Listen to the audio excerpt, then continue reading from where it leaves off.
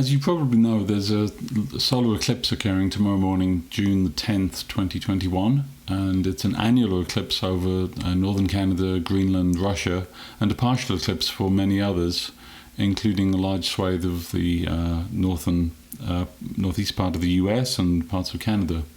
And for the North Americas, this is going to be happening around the time of sunrise, with the sun and the moon both low in the sky.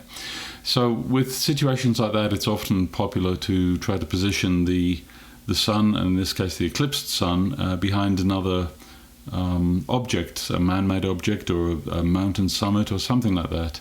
And I wanted to just give you a sense of how quickly things are going to progress in terms of those sorts of alignments with this situation with sun rising during the eclipse.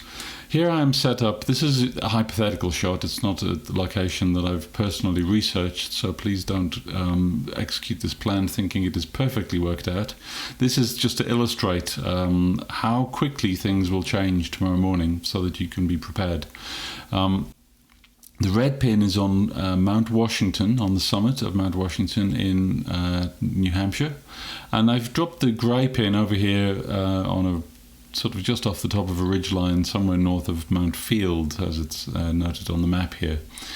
So the sunrise is at about 5:02 in the morning. The eclipse will have started around 20 minutes before sunrise, and it will finish at around 6:30, 6:40 a.m. So let's just look at what this will appear like in 3D. So I'm going to come over to the 3D sphere. And a couple of things to point out. So there's the red pin on the summit of Mount Washington. Here's the sun and moon behind. I have the time set to 5:35, which is around the time of maximum eclipse, so when the smallest amount of the sun will be visible. And the grey pin is where I showed you, just on this ridge line over here, north of Mount Field. And what I was hoping to point out, when I click and hold down on the time slider there, you'll see the extension lines from the sun and the moon move. They're displayed through the red pin. I'll just release it. There they're gone. Click. There they are again. And you see how they intersect more or less with where the grey pin is located to the left of the screen. And you may also have noticed here in the geodetics panel, it shows you that the distance from grey to red is about 8 miles. So just watch how quickly the shadows move over the following hour. I'm going to try and slowly advance here with my sticky trackpad. And here we are, we're getting to 6:30ish towards the end of the event, 6:35, let's call that the end. And the shadows are probably 3/4 of the way now closer to Mount Washington. So in the space of, let's go back again, where'd we go, 5:30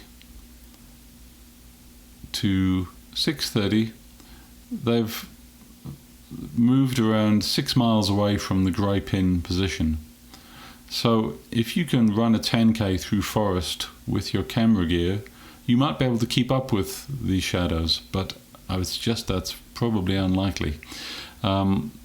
So what does that mean for thinking about planning your shoot? Well, I think one thing to know is the later you get in the day, the higher the sun gets in the sky. Generally speaking, certainly on flat terrain, the slower the shadows move. So if you were looking to reposition during the eclipse and try to realign it so that, let's say, the sun and the moon were just sitting above the top of the summit, you could follow along in theory. You stand a better chance of doing that when the sun and the moon are higher in the sky than when they are lower. So it could be that in thinking about tomorrow's event and similar events where things are close to rise or set and the shadows are moving very quickly, that you buy yourself a little bit of a safety margin. Don't try to align it too low to the horizon, because the shadows are going to be speeding away, and the moment for you to shoot that alignment will be short, and your opportunity to reposition it's unlikely to occur. So yeah, maybe experiment with some of these situations yourself, and just to get a sense of distance from grey to red pin, slide back and forth over the time span of interest.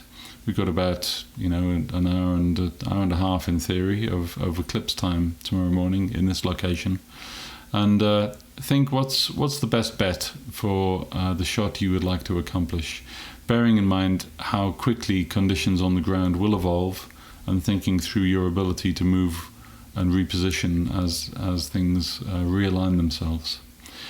Hope you have a good shoot if you're planning to photograph this event tomorrow, and thanks for watching.